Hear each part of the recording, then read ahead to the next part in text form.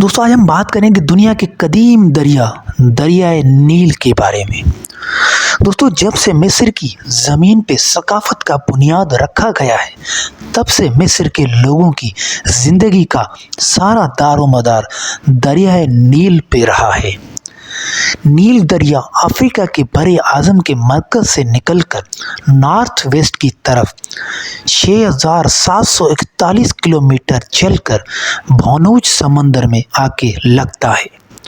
ناظرین، نیل دریا کے پانی میں ہر سال مئی کے مہینے میں پانی میں اضافہ ہوتا ہے اور یہ صورتحال سیلاب جیسی بن جاتی ہے۔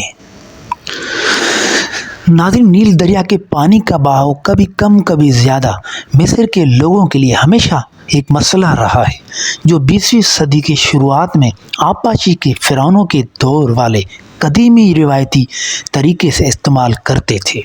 اس مسئلے کا جزوی حل تو یہ تھا کہ قاہرہ سے 965 کلومیٹر ویسٹ کی طرف اسوان کے پاس ایک میل لمبا ڈیم بنایا جائے۔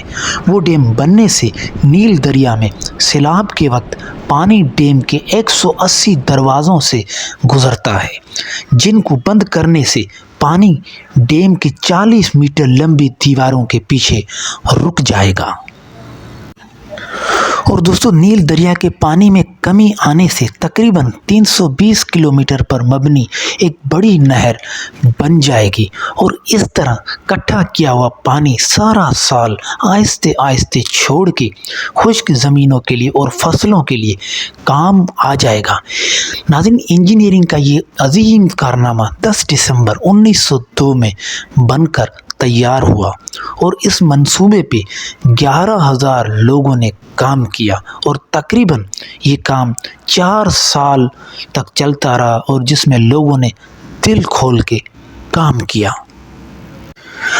دوستو، ڈیم بننے سے مصر کی اقتصادی حالت میں افریقی ملکوں سے بہتر حالت ہونے لگی اور زراعت کے شعبے میں ایک انقلاب آ گیا اور آگے چل کے ڈیم ہائیڈرو الیکٹرک پاور پیدا کرنے میں کامیاب ہو گیا اور اس طرح مصر کی عوام خوشحال ہونے لگی اور مصر دوسرے ملکوں سے زیادہ ترقی کرنے لگا۔